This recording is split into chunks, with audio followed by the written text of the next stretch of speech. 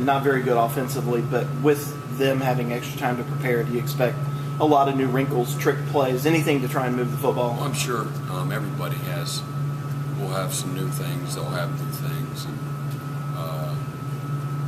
sometimes what you see isn't what you get. So I'm sure they're working on themselves and trying to improve fundamentally and finding out what they're doing well and not doing so well. So like all of us, I know they played Boston College really tough last week. Had a chance to win that game. And played Louisville, like a team that we all respect. They played them 20-10. That was so more than capable. They've got a strong defense. I think Jimbo Fisher says it's the best defense in the ACC, so it'll be a tough game. But that'll get here next week, trying to improve ourselves fundamentally and heal up and all those kind of things. With this defense playing so well, what do you work on during the bye week? There's plenty. Trust me, there's plenty to work on. It's like anything. You got to keep going to work every day. We've played consistently the last month or so because we have been going to work every day. When it's time to practice, you go, you focus on doing the little things the correct way, improve, get better, compete, continue to polish, certain aspects from a scheme standpoint. It's like anything. You take time off when you're not supposed to. You're not going to make the kind of improvement that you do. You'll regress. So there's plenty of things to continue to, like I say, just stay sharp in and improve and looking ahead. Sometimes you don't get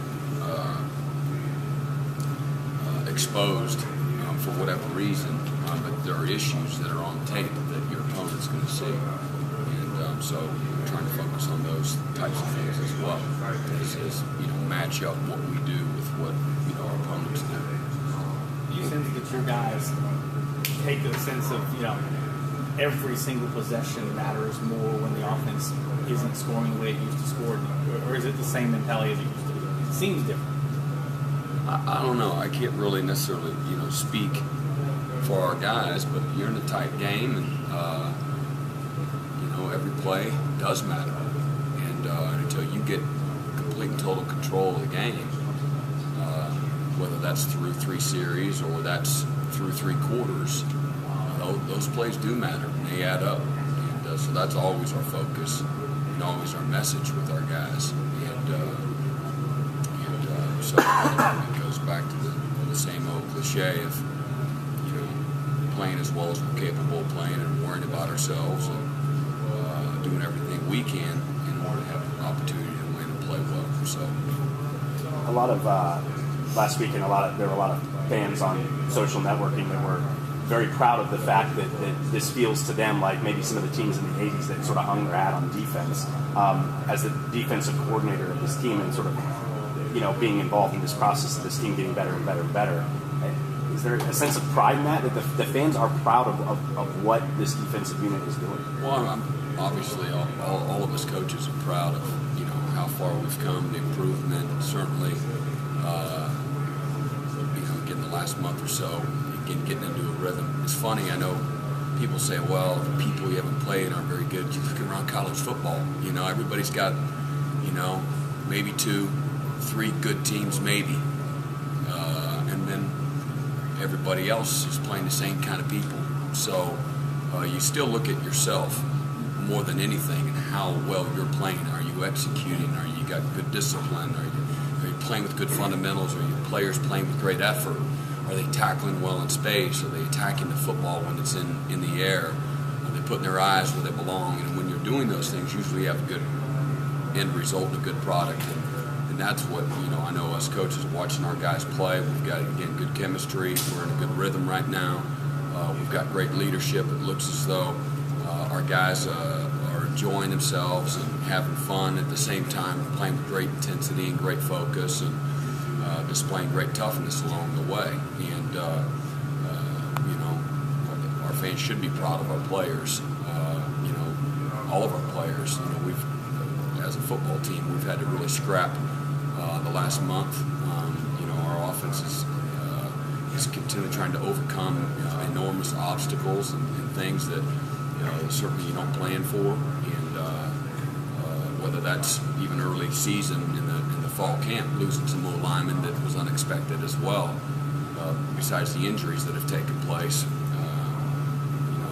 that's a depleted unit over there, and yet they still haven't had a huge part late in these last few games at helping us seal these wins. So I love the collective effort,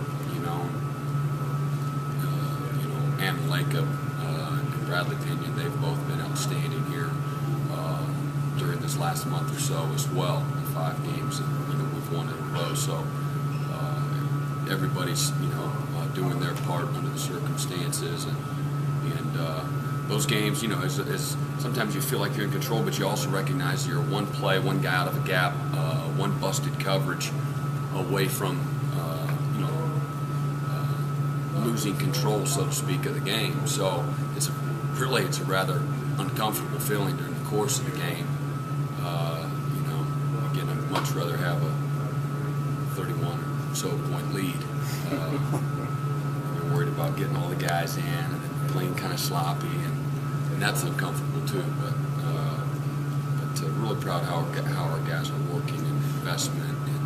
And some of these guys have been doing it for a few years now, and they're growing up and they're maturing. Usually, whether you're really highly talented or if you're just really experienced, a lot of times the result is close to the same. You're consistent, you're productive, you're hard to beat, and you're not beating yourself. And that comes from veteran group. And we've got a bunch of older guys that get it, that understand how to compete, and understand the process and how you get from A to B to C along the way.